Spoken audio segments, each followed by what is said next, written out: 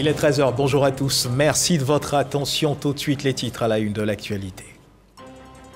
En ouverture de ce journal, nous irons en Chine suivre cette visite effectuée par le Premier ministre Patrick Hashi au jardin botanique de Xinglong dans la province de Hainan au sud de la Chine.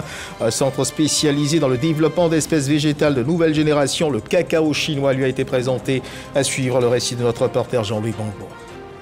L'Église catholique de Côte d'Ivoire célèbre ce dimanche 2 avril la fête des Rameaux, commémoration de l'entrée de Jésus-Christ à Jérusalem et de sa passion. Le dimanche des Rameaux est dans le calendrier liturgique chrétien, le dimanche qui précède celui de Pâques et qui marque l'entrée dans la Semaine sainte.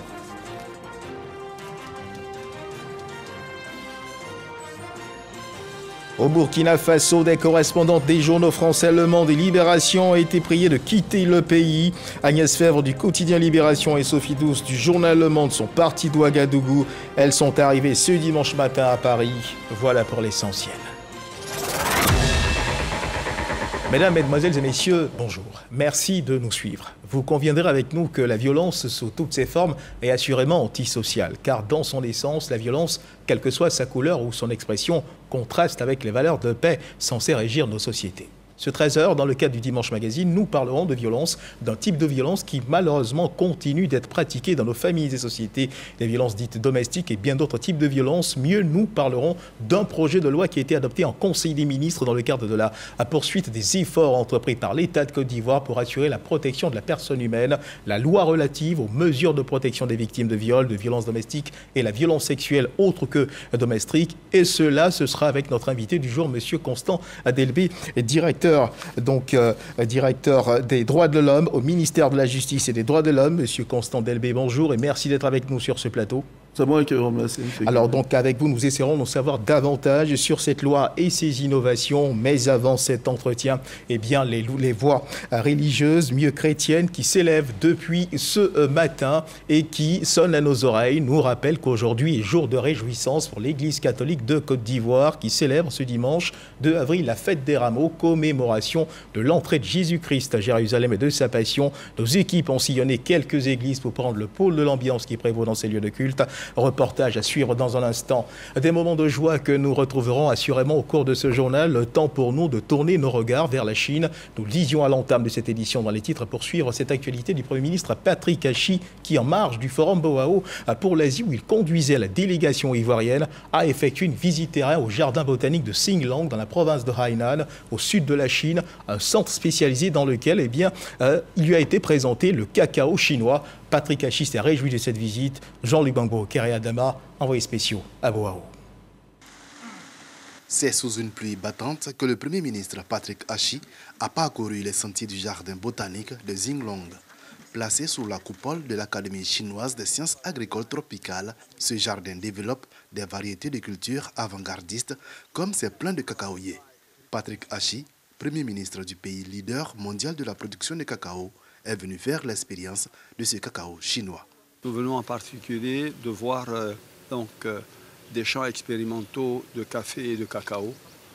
Sur le cacao, nous avons vu des espèces qu'ils appellent des espèces de 4e génération qui n'existent pour l'instant nulle part au monde, qui vont sortir des labos de recherche pour être dans des sites de plantation pilotes dans la perspective d'approvisionner le marché chinois et éventuellement le marché extérieur. Fondé en 1957, le jardin botanique couvre une superficie d'environ 42 hectares et possède plus de 1200 espèces végétales, en partenariat avec plusieurs instituts de recherche à travers le monde, dont le CNRA en Côte d'Ivoire. Ils ont déjà signé des accords avec le CNRA pour pouvoir faire des échanges sur ces différentes variétés-là, afin de faire profiter également à notre pays du résultat de ces recherches et de voir dans quelle mesure nous pourrions ensemble procéder à la transformation et à la commercialisation de ces nouveaux produits sur le marché international. Le Premier ministre a effectué une autre visite de terrain.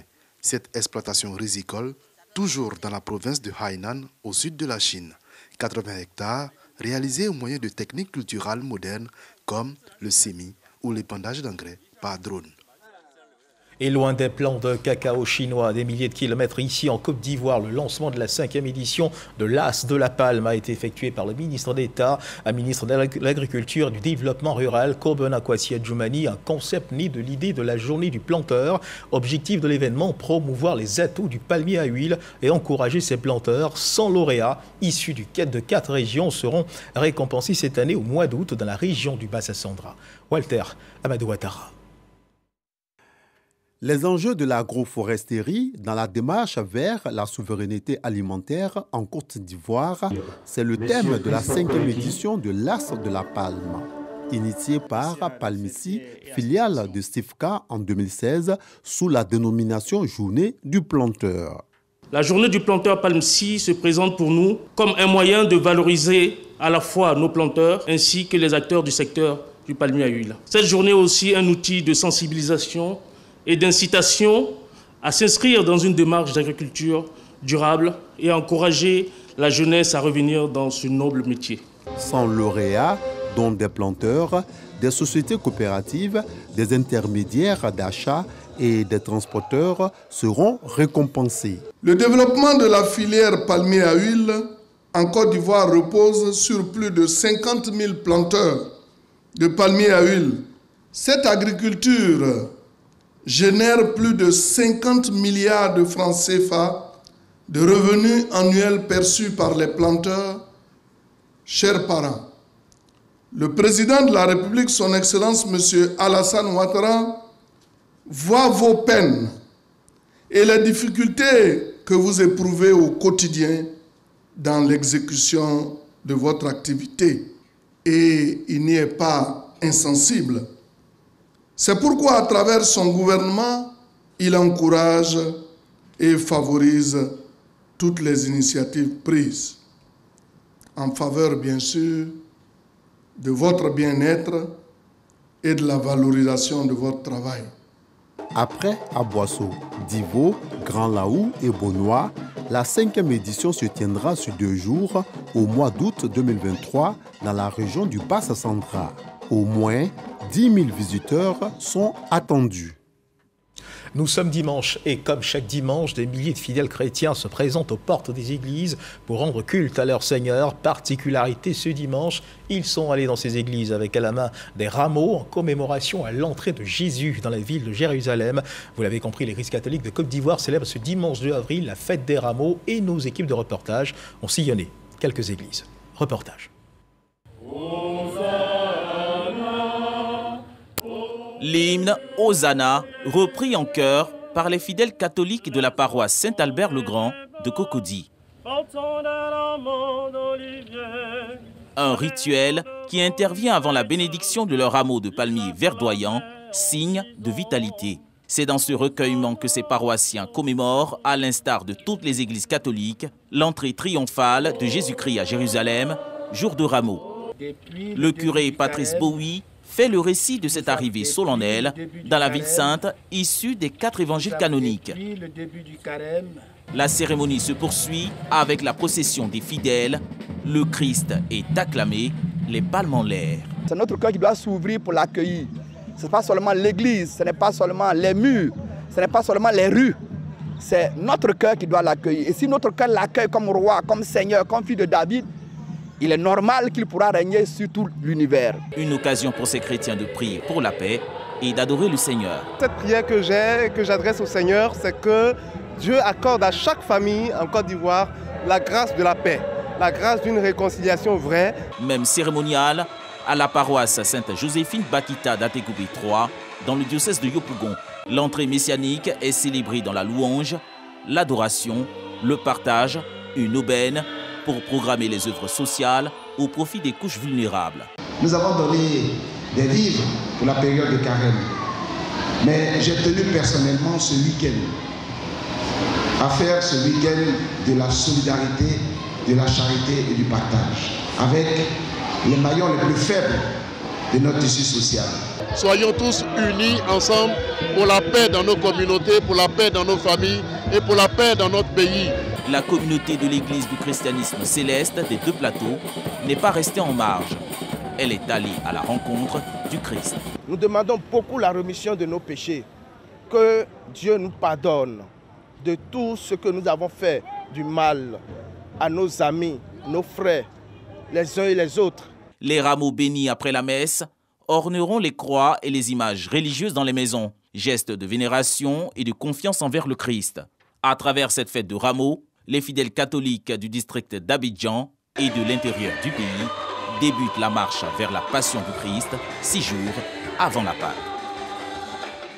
Un reportage de Jean-Marc Djadji, justement en lien avec la célébration de la fête des rameaux du côté du Vatican. Le pape François est arrivé sur la place Saint-Pierre pour la messe du dimanche des rameaux qui va lancer les célébrations de Pâques. Le souverain pontife, âgé de 86 ans, a salué brièvement la foule avant de célébrer cette cérémonie devant environ 30 000 personnes. Rappelons que le dimanche des rameaux est dans le calendrier liturgique chrétien le dimanche qui précède celui de Pâques et qui marque l'entrée dans la semaine sainte.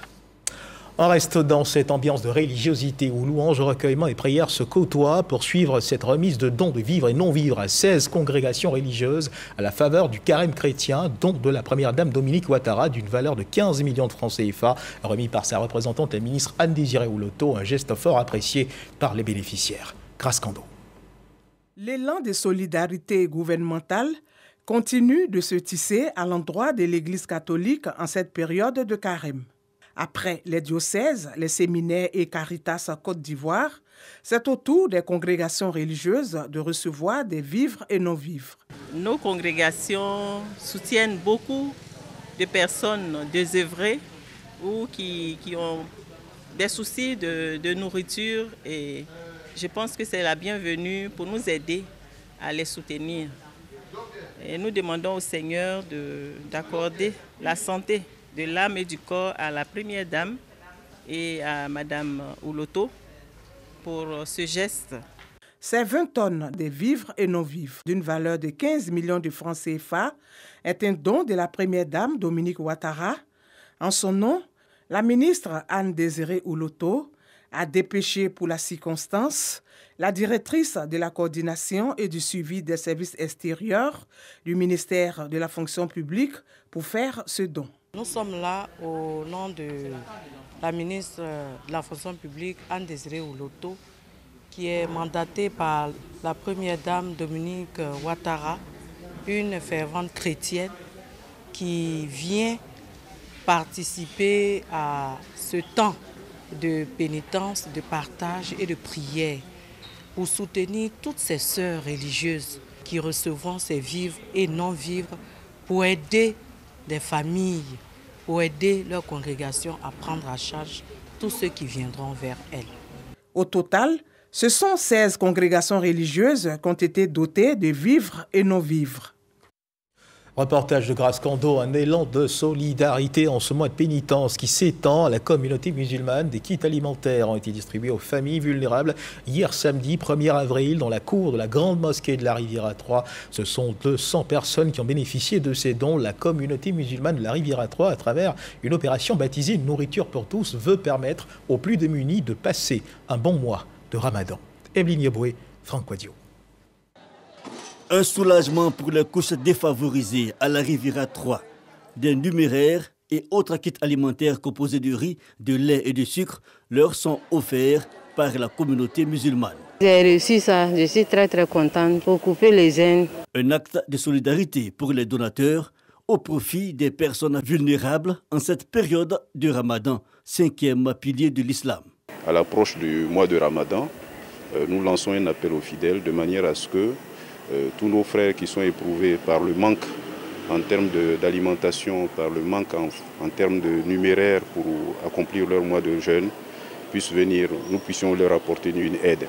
C'est la générosité légendaire de la communauté musulmane de la Riviera 3, des hommes et des femmes au grand cœur, qui chaque année, cette même période-là, se manifestent pour apporter de quoi à soulager leurs frères et sœurs démunis, pour leur permettre de passer un bon mois de Ramadan dans la sécurité alimentaire.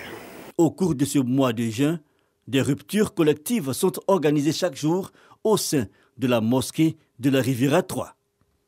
Même élan de solidarité manifesté par le directeur général du Centre régional des heures universitaires d'Abidjan qui a fait don aux associations religieuses de l'université Félix Houphouët-Boigny, des dons composés de lait, de sucre, de riz et d'huile. Par cette action, le Centre régional des heures universitaires d'Abidjan marque sa volonté de faire de l'espace universitaire un cadre convivial. Abou Sanogo, Traoré Zakaria.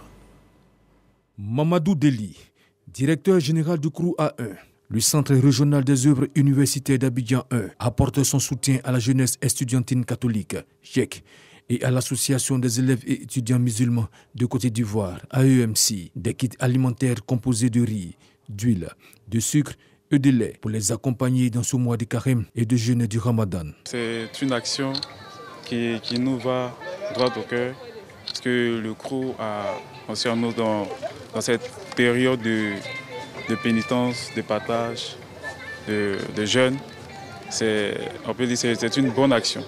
Ça fait plusieurs années que le CROU nous accompagne durant le mois de Ramadan et ça nous fait plaisir de voir que le CROU réitère ce genre d'action-là. Nous retenons que le CROU a l'ambition de réunir les étudiants afin que sur l'espace universitaire puisse régner la paix. Moment de solidarité et de partage. Cet élan envers les étudiants musulmans et étudiants catholiques vise à consolider les liens entre l'administration et les étudiants. Cette action que nous venons de poser entre dans le cadre de la solidarité en cette période, n'est-ce pas, de pénitence, j'allais dire de jeunes religieux catholiques comme musulmans. Donc c'est l'expression de la solidarité du CROU à l'endroit des étudiants qui sont en jeûne, à l'endroit du personnel également, qui observe ce mois de jeûne, qui est un mois béni, un mois de sainteté et de recherche de bénédiction, aussi bien pour notre structure, pour chacun de nous, que pour notre nation. Outre les associations estudiantines, les personnels musulmans et catholiques ont reçu des vivres. Mois de jeûne à tous les fidèles musulmans et chrétiens catholiques. Tout autre chose à présent, 2 ans après sa mise en place, le système intégré de gestion des opérations budgétaires de l'État est désormais étendu aux représentations nationales à l'extérieur, aux établissements publics nationaux. Cet outil va favoriser une plus grande efficacité de l'action publique. Le ministre du budget du portefeuille de l'État, Moussa Sanogo, a procédé au lancement de l'extension Sigobé. Lanciné Bakayoko pour le retrait. Depuis janvier 2023, le système intégré de gestion des opérations budgétaires de l'État, Sigobé, est entré dans sa phase d'exploitation dans les représentations nationales à l'étranger et dans les établissements publics nationaux, conséquence du basculement en mode budget-programme intervenu en 2020. Cet applicatif, accessible via Internet, va permettre une gestion sécurisée et une traçabilité de toutes les opérations budgétaires et comptables de l'État. Le RICI EPN subissait de nombreuses interruptions de la connexion à la base du RICI centralisé du fait des interférences des fréquences et des réparations tardives des pannes d'équipement, alors qu'avec le Sigobé, ce problème n'existe plus. L'une des innovations majeures, c'est la prise en compte automatique du taux de conversion de la monnaie des pays concernés en francs CFA pour l'estimation des coûts de prestations dans un environnement accessible en ligne. Toutes ces innovations s'inscrivent dans le cadre de la promotion de la bonne gouvernance qui est donc recommandée par son Excellence M. Alassane Ouattara, président de la République, et vise à assurer une plus grande transparence dans la gestion budgétaire. Cet outil s'inscrit dans la réforme de la gestion des finances publiques en vue d'une plus grande efficacité de l'action publique, l'optimisation de la dépense publique et le contrôle budgétaire. Le contrôleur budgétaire et l'agent comptable ont désormais la possibilité d'initier les engagements dans le système. Je voudrais souhaiter longue vie au Sigobé pour des finances publiques bien tenues, une dépense publique dont l'efficacité se consolide, mais surtout pour une Côte d'Ivoire prospère au service donc de ses citoyens. L'application Sigobé enregistre depuis sa mise en exploitation en 2021 plus de 17 000 utilisateurs inscrits avec un pic de plus de 6 000 connexions simultanées et 2 millions de documents générés. À suivre à présent l'évolution de la Covid-19 en Côte d'Ivoire.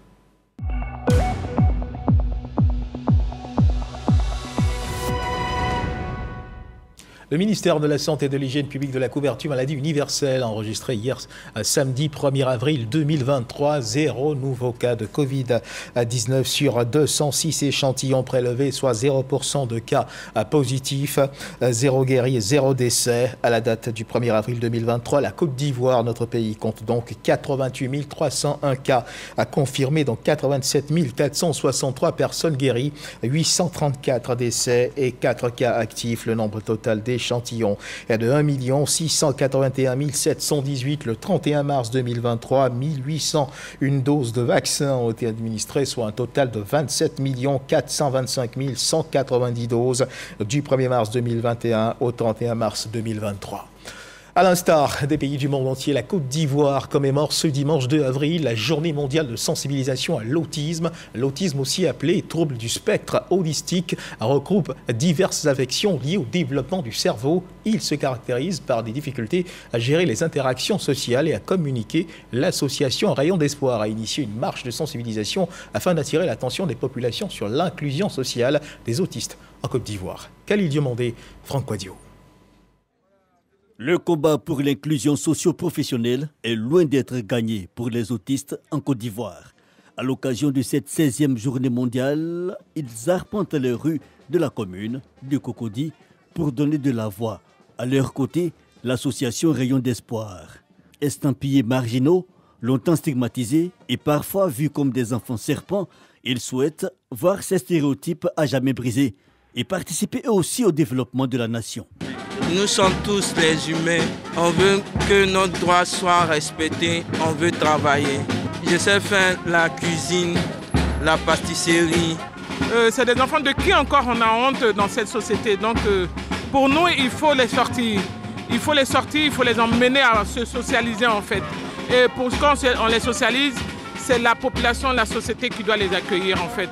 Et pour donner plus de portée au message, certaines personnalités publiques n'hésitent pas à prêter main forte à ces jeunes en situation de handicap. Voilà, il n'y a pas grand chose à dire que d'être là, de leur apporter notre chaleur humaine, de leur apporter notre cœur. Il y a des enfants qui sont très intelligents parmi eux. C'est des enfants qui ont, qui ont des talents, qui ont des choses qu'il faut mettre en valeur aussi. Donc c'est des enfants pas stigmatisés. L'autisme, aussi appelé trouble du spectre autistique, regroupe diverses affections liées au développement du cerveau. Il se caractérise par des difficultés plus ou moins marquées à gérer les interactions sociales et à communiquer. Dans le cas de l'autisme, on ne parle pas de guérison. La personne va vivre avec ça toute sa vie. Ce que l'on va chercher, c'est que la personne qui a de l'autisme devienne autonome, qu'elle comprenne le monde dans lequel elle vit. Et c'est ça le but de la prise en charge, de faire en sorte que les parents arrivent à comprendre l'autisme de leur enfant et qu'ils arrivent à développer des stratégies éducatives adaptées à cet enfant-là. En Afrique, on a tendance à enfermer les enfants handicapés à la maison, à ne même pas les montrer. Et nous, on dit le contraire, sortez avec vos enfants, faites ce qu'il faut, amenez-les à socialiser avec d'autres enfants autant que possible et ouvrez-leur quand même la porte à la vie. Une personne sur 150 est atteinte d'autisme dans le monde, selon l'Organisation mondiale de la santé OMS. Mais en Côte d'Ivoire, pour l'heure, il est difficile de quantifier le nombre de personnes affectées par le trouble autistique. En culture, sachez que les lauréats classés 2e et 3e dans les catégories de la littérature, des arts vivants, du cinéma et des arts visuels lors de la Journée nationale de l'excellence ont reçu leur prix au ministère de la Culture de la Francophonie en présence de la ministre Françoise Remarque, Jean-Marc Djadji, Générosa Quadio. Classés 2e et 3e dans les catégories littérature, les arts vivants, le cinéma et les arts visuels, ces 6 acteurs culturels reçoivent leur prix d'excellence 2022. Un trophée, un diplôme, un chèque d'1 500 000 francs CFA pour les 2e, un trophée, un diplôme et un chèque d'1 million de francs CFA pour les 3e. Voici les récompenses de ces lauréats. Je voudrais traduire notre infinie reconnaissance, recevoir un prix des plus hautes autorités du pays, un prix qui porte le nom du président de la République est plus qu'un honneur. La célébration de ces meilleurs acteurs culturels est une invite à la persévérance, à la détermination et à la rigueur au travail. C'est la reconnaissance de leur pays. Cela leur permet aussi d'avoir l'énergie nécessaire pour pouvoir conquérir de nouveaux marchés. Les artistes ivoiriens sont extrêmement créatifs, extrêmement talentueux, permettent aujourd'hui de faire rayonner quelque part la culture ivoirienne à travers leurs talents. L'écrivain Charles Nocan, l'arrangeur Blé Olivier et le comédien Bienvenu Neba sont les 3 lauréats classés premiers du prix national d'excellence édition 2022. Ils ont été célébrés le 4 août 2022 par le président de la République. Cette cérémonie de remise de prix aux 2e et 3e lauréats du prix national d'excellence est une tradition dans tous les départements ministériels. Et en sport, le ministre des Sports, Dao Paulin-Claude, a lui procédé à la remise des 2e et 3e prix d'excellence 2022 aux meilleurs athlètes et encadreurs sportifs de l'année 2022. Dao Paulin-Claude les a encouragés à faire preuve de courage, d'abnégation afin de hisser toujours plus haut le drapeau ivoirien. Moyabi Diabaté, Jean-Sylvain Esso nous en parle. Dans le prolongement du prix national d'excellence 2022, les lauréats classés 2e et 3e du mérite sportif viennent de recevoir leur récompense. C'était au cours d'une cérémonie sobre. Le président de la Fédération ivoirienne de cyclisme, Alla Kwame Jean-Marie, et le président du conseil d'administration du centre sportif, culturel et d'éthique ivoiro-coréen, Alassane Ouattara, Bamba Cheikh Daniel, ont été respectivement 2e et 3e du prix dans la catégorie des meilleurs encadreurs. Le fait que la Côte d'Ivoire entière, à travers le président de la République, nous récompense, cela ne peut que nous remplir de joie. Et en même temps, nous ferons en sorte que chaque fois que nous aurons donc à intervenir sur le plan national ou sur le plan international, les sportifs ivoiriens que nous encadrons puissent donner le meilleur d'eux-mêmes. Chez les athlètes, la cycliste Minata Soro enlève le 2e prix quand le basketteur Solo Diabaté s'offre le 3e prix. Chaque récipiendaire a reçu des mains du premier responsable du sport ivoirien, le ministre Paulin-Claude Dao, une attestation, un trophée et un chèque d'1 500 000 francs CFA. Le sport doit aider à la construction de la citoyenneté. Donc c'est là qu'on doit trouver les valeurs à encourager et à promouvoir. C'est pourquoi il a plu à son Excellence le Président de la République de faire en sorte que dans les disciplines sportives, il y ait un prix d'excellence. C'est un signal fort qu'on veut donner à chaque fois pour encourager dans la filière sportive l'émergence d'athlètes qui se battent pour rehausser à chaque fois l'image de notre pays. Le ministre en charge des sports a profité de cette occasion pour lancer un appel au rassemblement autour de l'équipe nationale de football. Et direction à présent la région du Gontougou. Le conseil régional du Gontougou dispose désormais d'un outil solide pour planifier le développement de la région. Un cabinet d'experts a remis au président du conseil régional du Gontougou les documents du schéma régional d'aménagement et de développement du territoire de cette région. C'était au cours d'un atelier de restitution. Les précisions d'Hermaniania. Toutes les actions de développement qui seront menées dans la région du Gontougou pour les 20 années à venir sont consignées dans ce document. Remis ici au représentant du préfet de région qui l'a à son tour transmis au président du conseil régional du Gontougou, le schéma régional d'aménagement et de développement du territoire est désormais la boussole qui va permettre au conseil régional du Gontougou d'orienter ses projets de développement. En initiant ce document, nous pensons à l'avenir, nous pensons à la relève, nous pensons à ce que notre région doit être.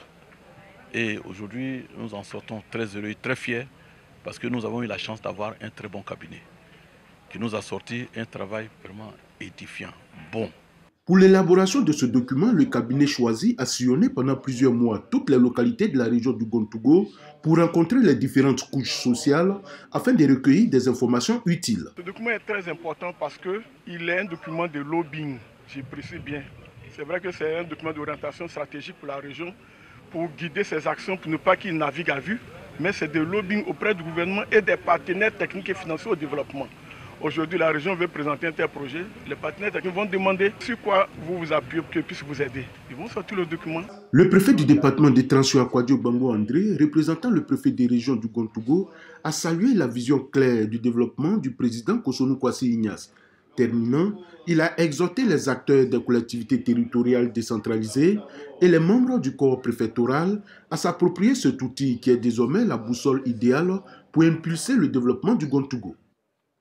Reportage d'Herman Niamien, à vos plumes et stylos. Pour la grande dictée, c'est certainement la consigne qui a été donnée aux participants des présélections de la 4e édition de cette compétition qui a démarré dans la commune d'Abobo. L'initiative est de l'association Aquabaculture. Au finish, 10 candidats seront sélectionnés dans les communes du district d'Abidjan. Le gagnant repartira avec la somme de 1 million de francs CFA, un voyage et une assurance vie.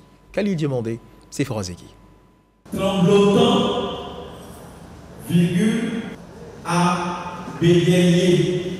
Adolescents et adultes de la commune d'Abobo confrontent leurs compétences orthographiques et grammaticales autour d'un passage du roman « Les frasques d'Ebinto d'Amadou Koné ». Nous sommes à la phase de présélection du concours La Grande Dictée portée par l'association Aquabaculture.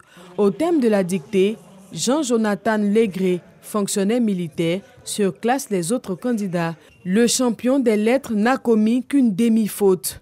Il reçoit 100 000 francs CFA. Les 2e et 3e bénéficient de 50 000 francs CFA. Ce type d'initiative est encouragé. C'est mieux que tous les buzz autour desquels la Côte d'Ivoire surfe aujourd'hui, qui endort la jeunesse. Je pense que c'est ce type d'initiative que nous devons prendre, que notre gouvernement doit encourager pour créer une jeunesse consciente et une élite pour demain. 4 ans maintenant que la grande dictée suscite l'intérêt des populations. De quoi réjouir Isabelle Kassi-Fofana, celle qui œuvre à donner à la littérature ses lettres de noblesse. On est très content, honnêtement, de voir que des gens viennent même de l'intérieur du pays. Ça prouve que, franchement, cette activité plaît. Le lauréat est un militaire. Ça veut dire que c'est une activité qui touche tout le public bien large. Après Abobo, le cap sera mis sur les 9 autres communes d'Abidjan dans le cadre des présélections. Les 10 meilleurs candidats seront retenus pour défendre les couleurs de leur commune lors de la grande finale prévue pour mai 2023. Le gagnant repartira avec la somme d'1 million de francs CFA, un voyage et une assurance vie. De quoi motiver les participants. 3e et dernier titre de ce journal dans l'actualité internationale au Burkina Faso. Des correspondantes des journaux français Le Monde et Libération ont été priées de quitter le pays. Agnès Fèvre, correspondante du quotidien Libération, et Sophie Douce du journal Le Monde sont parties d'Ouagadougou hier samedi 1er avril dans la soirée après avoir reçu une notification des services de la Sûreté nationale. Les raisons de leur expulsion n'ont pas été révélées, mais elles avaient été entendues la veille par les services de sécurité. Elles sont arrivé ce dimanche matin à Paris. Selon le journal Libération, le quotidien Le Monde, lui, condamne avec la plus grande fermeté cette décision qu'il qualifie d'arbitraire qui a obligé les 2 journalistes à quitter Ouagadougou en moins de 24 heures. À la une du Dimanche Magazine, ce 13h, les violences dites domestiques, mieux ce projet de loi relatif aux mesures de protection des victimes de viol. Un projet de loi qui a été, rappelons-le, adopté en Conseil des ministres dans le cadre de la poursuite des efforts entrepris par l'État de Côte d'Ivoire pour assurer la protection de la personne humaine. Notre invité du jour, monsieur Constant Delbé, nous a rejoint sur ce plateau. Je rappelle, monsieur Constant Delbé, que vous êtes directeur des droits de l'homme au ministère de la Justice et des droits de l'homme. Monsieur Constant Delbé, que doit-on comprendre par violence domestique ? Alors, je vous remercie. Il faut entendre par violence domestique tous les actes de violence qui se commettent dans le foyer ou dans la famille, entre les membres de ce foyer ou de cette famille. Il faut entendre également par violence domestique tous les actes de violence qui se commettent entre d'anciens ou actuels conjoints ou concubins, ou entre des personnes entretenant ou ayant entretenu une relation de fait. Il s'agit donc de toutes les violences qui peuvent se commettre à l'égard des enfants, à l'égard du conjoint, à l'égard de la servante par exemple, ou alors à l'égard de personnes qui ont été ensemble, qui ne vivent plus ensemble, qui sont séparées et qui, en raison des liens qu'elles ont eus, continuent de s'exercer des violences mutuellement. Alors, pouvons-nous avoir une idée de ce que représentent ces violences domestiques, en termes de chiffres, pour ce qui concerne, par exemple, l'année 2022 ? Les chiffres que je pourrais communiquer datent de l'année 2021 et nous étions déjà à plus de 4000 cas de violences domestiques. Plus de 4000 cas de violences domestiques. Est-ce qu'on peut dire que ces violences ont tendance à prendre du volume ? Oui, absolument. Les chiffres ne baissent pas. Elles ont tendance à croître. Mais cela ne doit pas signifier qu'il y a plus de violence maintenant que par le passé, forcément. Il y a juste, comme cela a été expliqué il n'y a pas très longtemps, que de plus en plus de victimes font connaître les actes dont elles ont souffert, parce que par le passé, les victimes avaient tendance à avoir honte, donc elles ne dénonçaient pas ces faits, elles ne portaient pas plainte.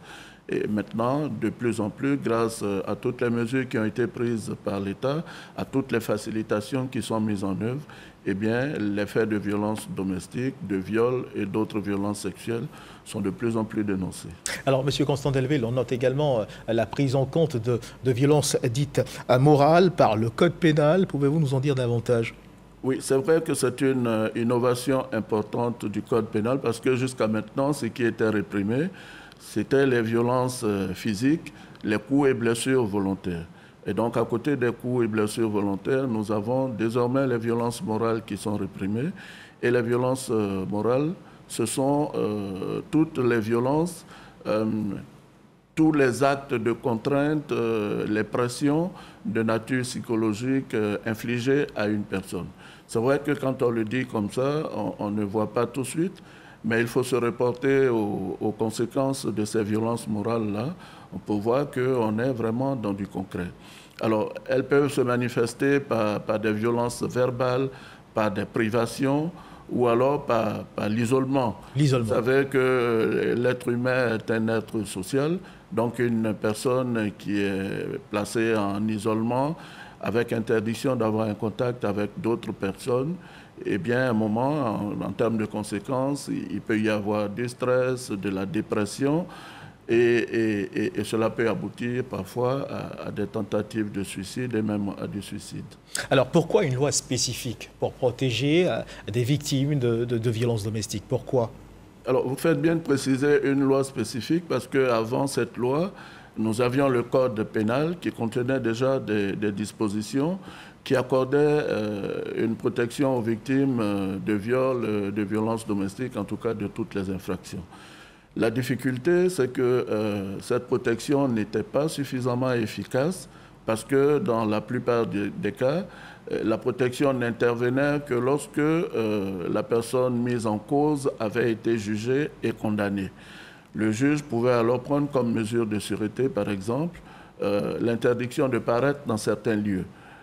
Or, malheureusement, entre le temps de la commission de l'infraction et le temps de la condamnation, eh bien, il peut se couler longtemps, ce qui offre la possibilité à l'auteur des faits de répéter les violences. Et donc, ce que la loi relative aux mesures de protection des victimes de violences domestiques, de viols et de violences sexuelles, autres que domestiques, apporte comme innovation, c'est que immédiatement, des mesures de protection peuvent être accordées à la victime parce que la loi prévoit que le juge, le président du tribunal, lorsqu'il est saisi, eh bien, il a 24 heures pour prendre une ordonnance de protection.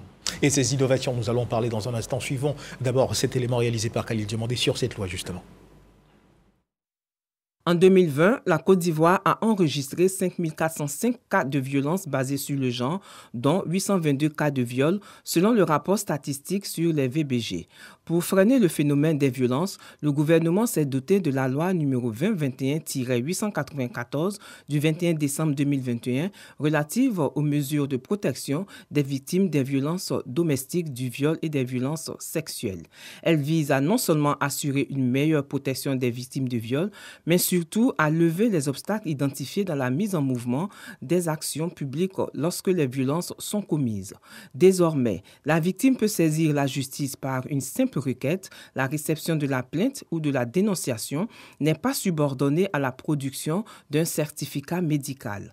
Lorsqu'il est saisi par la victime, le président du tribunal ou le procureur de la République dispose d'un délai de 24 heures pour ordonner des mesures de protection en sa faveur s'il estime qu'elle est exposée à un danger réel. En outre, le certificat médical n'est plus à la charge de la victime, mais de l'État.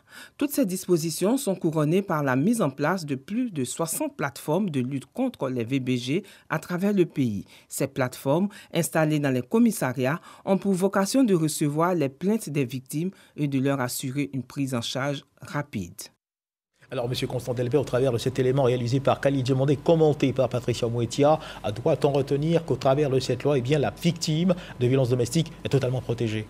Absolument, je crois que c'est l'objectif de la loi, c'est d'apporter une protection particulièrement suffisamment efficace, en tout cas, à la victime de ce genre de violence. Et ce projet de loi engage une ordonnance de protection vis-à-vis de la personne qui subit la violence. En quoi consiste cette ordonnance de protection?